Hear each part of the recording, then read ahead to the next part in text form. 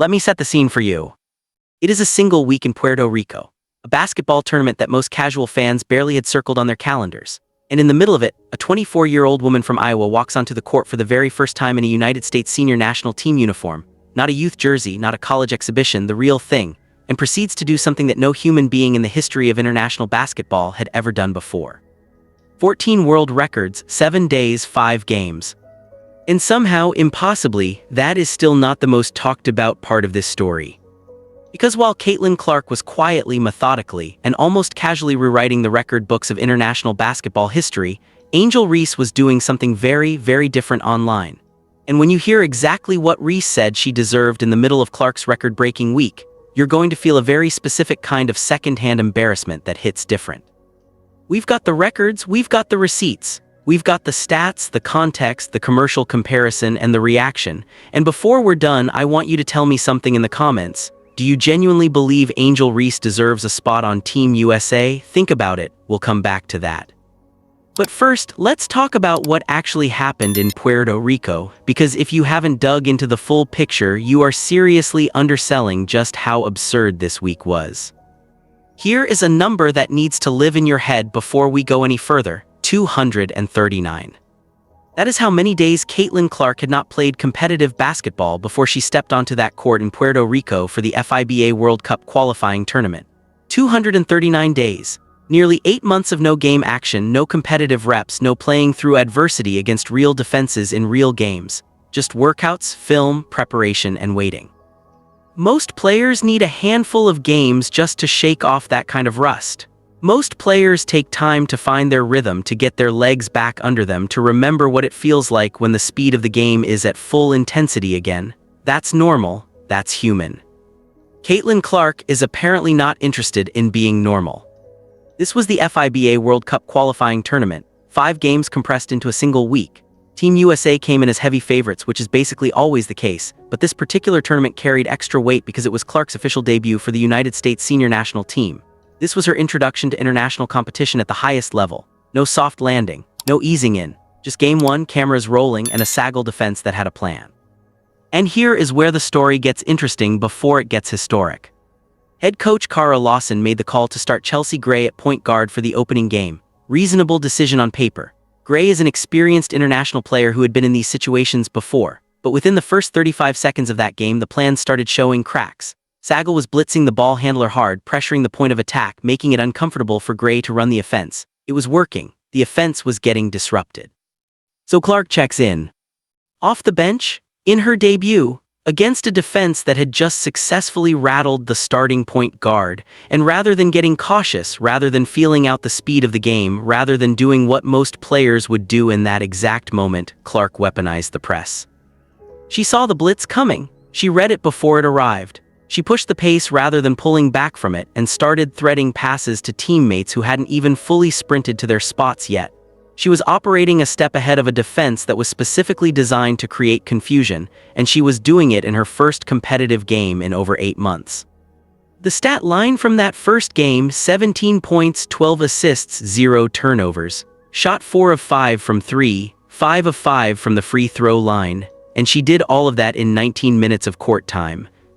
Team USA won 110-46. After the game, when a reporter asked Clark how she felt out there, she said she was just excited. Not nervous, not cautious, not grinding through rust, just excited. After 239 days off.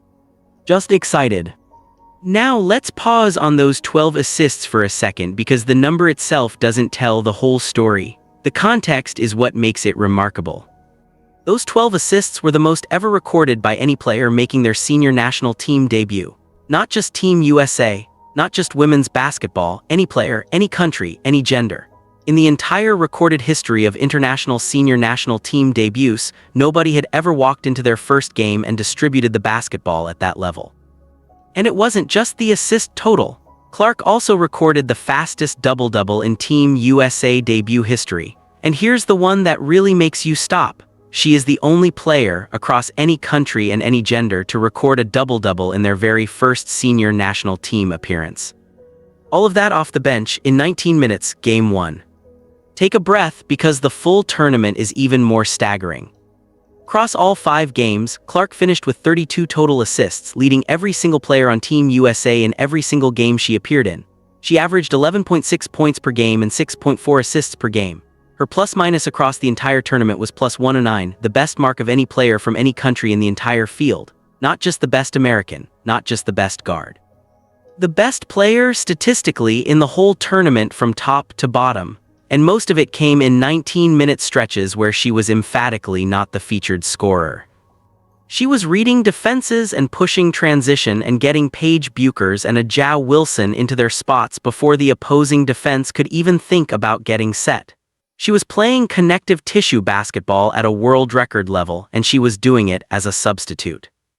After that first game, Phoenix Mercury head coach Nate Tibbetts, who had taken over from Lawson, made a change. He moved Clark into the starting lineup and reconfigured the offense around a guard-heavy pace and space system. In other words, he looked at what happened in Game 1 and decided to build the entire structure of Team USA's offense around the player who had just recorded the most assists in debut history. The result, Team USA's next game against New Zealand ended 101-46, a 55-point blowout. Clark played the most minutes on the roster that game, 23 minutes, while battling the flu. Yes, you read that correctly. She had the flu. She played 23 minutes. She posted an efficiency rating of 18, the highest on the team, a number that factors in points, assists, rebounds, and steals as a combined measure of total contribution. And after that performance, Tibbetts went on record and said that not starting Clark from the very beginning of the tournament was a mistake. A coaching staff publicly admitting that the previous approach was wrong, that their original plan was inferior to what they had right in front of them. Do you understand how rare that is? Head coaches at that level do not often go to a microphone and say, "We should have done it differently from the start." That level of public accountability from a coaching staff is almost unheard of. Clark was simply too good to ignore. Not good enough to start despite the experience, but good enough that even experienced coaches had to publicly acknowledge they'd undervalued what she brought. By the time the tournament was over, the complete picture looked like this. 14 world records broken, tournament MVP, the youngest MVP in the history of this qualifying event, and the first MVP ever awarded to a player who spent most of the tournament coming off the bench. Think about that last one for a second. MVP awards at international tournaments go to the player everyone agrees carried the competition. They typically go to starters. They typically go to players with heavy usage, high minutes, and maximum visibility. Caitlin Clark won this award, spending the majority of the tournament in a reserve role, impacting games in 19 to 23-minute windows, and still being so comprehensively dominant in every measurable way that the award wasn't close. And when she received the MVP trophy, Clark's response was essentially to say thank you and come back the next game ready to work. No celebration tour, no lingering moment, just the award, a nod, and back to the task. That alone tells you something about the mindset of the person holding it. Now, I need to shift the conversation from the basketball to the business, because if you think the gap between Caitlin Clark and her peers is wide on the court, wait until you see what it looks like off it. Sportico, one of the most respected outlets covering the intersection of sports and business, named Caitlin Clark the most influential female athlete in 2025. That is not a social media poll. That is not a fan vote. Sportico's methodology is built on cultural influence, commercial reach, and the measurable ability to move markets. You don't earn that ranking by having a big Instagram following. You earn it by changing the economic landscape around you. And Clark has done exactly that. Let's start with Nike, because the Nike deal alone deserves its own paragraph. Clark has the highest Nike endorsement deal of any WNBA player in the history of the league, not the highest rookie contract, not the highest deal for a player under 25. The highest deal, period, full stop. And the structure of it isn't just a standard athlete ambassador arrangement where you wear the logo and show up for photo shoots. It includes a signature shoe line with revenue sharing built into the framework, the kind of contractual structure Nike typically reserves for generational brand builders like LeBron James or, historically, Michael Jordan. She is 24 years old and she is contractually in that conversation. Then there is Wilson. Caitlin Clark has a signature sporting goods line with Wilson, making her the first athlete since Michael Jordan to receive that particular treatment from the brand. Not the first female athlete, not the first basketball player, The first athlete since Michael Jordan, widely considered one of the 2 or 3 most commercially dominant figures in the history of sports, to have Wilson build a dedicated signature line around them. Let that sentence exist fully in your mind for a moment. State Farm came next, and this one carries a different kind of weight. Clark became the first female athlete ever to serve as a primary endorser for State Farm, not a secondary partner, not a co-branded campaign. The primary face of a brand that has built its entire marketing identity around NFL quarterbacks and NBA superstars for decades. She didn't get added to an existing campaign as a supporting presence. She became the campaign, the face of it. The first woman in the history of the brand to hold that position. Then Gatorade stepped in with a deal described specifically in industry coverage as record-breaking for a female athlete. And then Prada. At 24, Clark is now embedded in the luxury fashion space with one of the most globally recognized brands in the industry. Very few athletes of any gender reach that commercial lane this early. The ones who do tend to stay in it for the rest of their careers. So you have Nike, Wilson, State Farm, Gatorade, Prada, all in the same portfolio, all at 24 years old. That is not an athlete sponsorship list. That is a Fortune 500 brand strategy deployed through a single human being. And the numbers behind it are genuinely staggering. During her WNBA rookie season alone, Clark generated an estimated $8.1 million in endorsement income. Her base WNBA salary that year was $70,000. Her off-court earnings were 115 times her on-court salary. Read that again, 115 times. Most veteran WNBA players across their entire careers do not accumulate what Clark pulled in from endorsements in year 1 just from Nike alone. Forbes placed her among the most powerful women in sports, not women's basketball specifically, not the WNBA, but sports as a whole, across every league, every country, every discipline. And it happened in year 1. Before Puerto Rico, before the FIBA MVP, before Sportico put her on their cover as the most influential female athlete alive, Clark spent her first 2 WNBA seasons building something nobody in the league had ever built before. Her rookie year was the most record-breaking freshman season in WNBA history. The number of records broken, 62, in a single year. Scoring records, assist records, three-point records, viewership records tied directly to games she appeared in. 62. That number sounds invented. It sounds like something a video game generates when you set the difficulty to 0. But it is the documented reality of what Caitlin Clark did in year 1 of her professional career. And let's be clear about what 62 records actually means in practice. That's not a hot stretch. That's not 3 incredible weeks surrounded by average performance. That is a full season of doing things the WNBA had never seen from a first-year player across multiple statistical categories against every defense in the league night after night, week after week. She didn't just have a great rookie year, she redefined what a rookie year was allowed to look like. She made every other record-setting freshman season in league history look like a rough draft. And her presence didn't just transform the Indiana Fever's statistics, it transformed the economics of the entire league. Record attendance. Record TV ratings. Broadcast networks that had never made serious investments in women's basketball started writing larger checks because of what Clark's presence was doing to their viewership numbers. Sponsorship dollars moved, broadcast rights became more valuable, arenas started selling out. She didn't join the WNBA, she reshaped what the WNBA's financial future was allowed to look like. Now let's talk about Angel Reese, because this is where the story shifts and the contrast becomes uncomfortable. Reese had a genuinely notable rookie year in terms of one specific number. She led the WNBA in rebounds. On the surface, you point to that and you say, that's impressive, rookie of the year type production. And there were certainly people saying exactly that throughout the season. But analysts covering the league were documenting something else all year long. A significant portion of Reese's rebounding total was inflated by offensive rebounds off her own missed shots. She would miss a field goal attempt, gain position, grab her own miss, and that counted toward her rebounding total.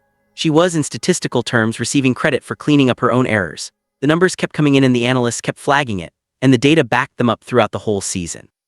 So you had Clark on one side, 62 records, transforming the offense of the Indiana Fever, driving the largest attendance spikes and highest TV ratings the WNBA had seen in years. and doing it while being aggressively double-teamed and schemed against from the very first game. And on the other side, you had Reese building a rebounding lead that a significant number of analysts were publicly nodding was partly a product of self-generated misses. That is not a comfortable comparison, and the gap didn't narrow in year 2. Clark kept adding to her record totals, more assists, more efficient scoring, more evidence that she was operating at a level the WNBA hadn't seen from a guard in its history. But here is where the off-court story becomes impossible to ignore: the shoes. Reese signed with Reebok during her rookie year with significant fanfare. It was positioned as a major brand deal for a rising WNBA star, and there was genuine hype around the partnership. The shoe launched, and then the market spoke. Months in, Reese's Reebok signature shoes were not selling out. They were not generating cultural momentum. They were showing up in bargain sections, marked down, sitting on shelves waiting for buyers who weren't showing up at retail price. For a signature shoe built around a player who had been positioned as a generational talent, that is a catastrophic commercial signal. And it didn't stop there. Reebok reportedly pulled back all marketing support for the shoe line. Not scaled back, not temporarily paused, pulled back entirely. When a brand goes completely quiet on a signature athlete this early in the partnership, that is not a strategic pivot. That is a brand safety assessment determining that the return on investment isn't there, and deciding not to continue throwing resources at a partnership that isn't delivering. Now compare that to what Clark's Nike launch is expected to look like. Industry analysts are projecting that her signature shoe will sell out in minutes. Not hours, not days, minutes. And this is not speculation without evidence. Her Kobe Player Edition sneakers, a limited release connected to her Nike deal, already resold at double the retail price immediately after dropping. The demand was real, documented, and immediate before her full signature line had even hit the market. The commercial gap between these two athletes is not abstract. It is not a matter of opinion or fan loyalty. It is measurable, documented, and sitting right there in the pricing data and inventory levels of their respective shoe partners. Major sponsors do not make decisions based on basketball numbers alone. Every significant brand with a sports marketing portfolio has teams whose entire function is monitoring public behavior, tracking sentiment, and flagging anything that could create brand liability. They are not just buying performance. They are buying the full public profile of the human being they're attaching their name to. And Reese's public behavior has repeatedly created the kind of noise those teams are paid to catch. Every time Clark reaches a new milestone, a new record, a new award, a new commercial deal, Reese has found a way to pull the spotlight toward herself, not with congratulations, not with acknowledgement, but with vague posts about recognition, complaints about spotlight and credit, insinuations that the landscape is somehow unfair to her. It happened throughout college. It followed them both into the WNBA. When Forbes ranked Clark 4th on their list of the most powerful women in sports, the highest-ranked athlete on the entire list, Reese's response was social media content about others deserving more credit. Not focused on her own game, not building her own legacy, just noise directed at someone else's moment. Every single time that happens, a brand's legal and risk team somewhere is adding a notation to a document. Not because they don't like Reese personally, but because their job is to protect the brand they represent from associations that could damage it. And a pattern of public behavior that consistently centers on another athlete's success is exactly the pattern those teams are trained to flag. And then came the moment that sent the internet into a full spiral. During the exact same week that Caitlin Clark was breaking 14 world records at the FIBA qualifying tournament and collecting tournament MVP honors, Angel Reese reportedly came out and suggested that she deserved an award too. Not pointing to a specific performance, not referencing a particular stat line or a game where she felt overlooked. Just the general sentiment that during a week when another player was making international basketball history, she should also be getting recognized for something. Let me be precise about the timeline here, because the timing is everything. Clark, 14 world records, tournament MVP, youngest MVP in the history of the event, best plus-minus in the entire field of every country that competed. Reese's Reebok shoes, clearance rack marked down, Reebok marketing support gone entirely. Clark's Nike deal ramping up, signature shoe expected to sell out in minutes, Kobe editions already flipping at double retail. And in the middle of all of that, Reese's public response was to say she deserved an award too. The internet did not respond gently. And honestly, it's difficult to argue with the reaction, because this isn't the first time, This is a pattern, and the pattern keeps colliding with a moment that doesn't belong to her. And the result keeps being the same, another round of commentary that positions Reese as someone more focused on Clark's recognition than on her own work. Let's talk about where this is all heading, because the basketball case for what Caitlin Clark is about to do with the Indiana Fever next season is genuinely exciting. The roster around her is legitimately good. Aaliyah Boston is one of the best interior players in the entire WNBA, a player who creates problems for opposing defenses just by existing in the paint, and who becomes significantly more dangerous when she's getting the ball from a point guard who can already see 3 passes ahead before pulling the trigger. Kelsey Mitchell can score in bunches. Lexi Hull does the dirty work that often doesn't show up in box scores but makes a team function. Sophie Cunningham brings toughness and shooting every single night. When you put Clark's playmaking at the center of a group built like that, a point guard who reads defenses before they finish forming, who pushes pace, who creates shots for teammates before opposing rotations can even begin, the 2026 Fever projection stops being optimistic and starts being genuinely dangerous. But here's the part of this conversation that the FIBA tournament actually proved beyond any remaining doubt. Clark can walk into a brand new environment with teammates she has barely practiced with, in a system that wasn't originally built around her strengths, with a coaching staff that initially didn't start her after 8 months of not playing competitive basketball, and within days she is breaking records, 14 of them. That is not circumstance. That is not favorable matchups or lucky timing or the right teammates at the right moment. That is something intrinsic to the player. The same adaptability she showed in year 1 of the WNBA, where she walked into a new professional environment and broke 62 records, compressed into a single week on an international stage with even higher stakes and even less preparation time. New environment, new faces, new system, same result. The 62 records in year 1 were not hype. They were evidence. They were a documented preview of exactly what this player is capable of when the conditions are right. And the FIBA tournament proved that the conditions don't even need to be right. She creates the conditions herself. So let's just run it one final time, clean and simple, because I think it deserves to live in one place. Caitlin Clark, age 24, 14 world records in 1 week. FIBA tournament MVP, youngest MVP in qualifying event history. First MVP ever awarded to a predominantly bench player. 62 WNBA records in her rookie season. Most influential female athlete in 2025 per Sportico. Highest Nike deal in WNBA history. First female primary endorser in State Farm's history. Record Gatorade deal for a female athlete. Wilson's signature line, the first since Michael Jordan. Prada fashion partnership. $8.1 million in endorsements during her rookie year, 115 times her base salary. Forbes' most powerful women in sports. Signature shoe expected to sell out in minutes. Already proved she can enter any environment in the world and immediately break records. Angel Reese led WNBA in rebounds in her rookie year, with significant portions of that total coming from offensive boards off her own missed shots. Reebok deal that launched with fanfare and landed in discount bins. Brand marketing support pulled entirely. Repeated public behavior that brand risk teams have been flagging since college. And during the week Clark broke 14 world records, a public suggestion that she deserved an award too. That is the scoreboard, that is the full picture. And here is the thing about that scoreboard, it is not finished. The 2026 Fever season hasn't started yet. Clark is coming back to Indianapolis with Mitchell, Hull, Cunningham, and Boston, fresh off proving that she can walk into any competitive environment on earth and immediately rewrite its record books. And a roster with that player running the offense and that supporting cast operating around her is going to be a genuinely dangerous thing to try and stop.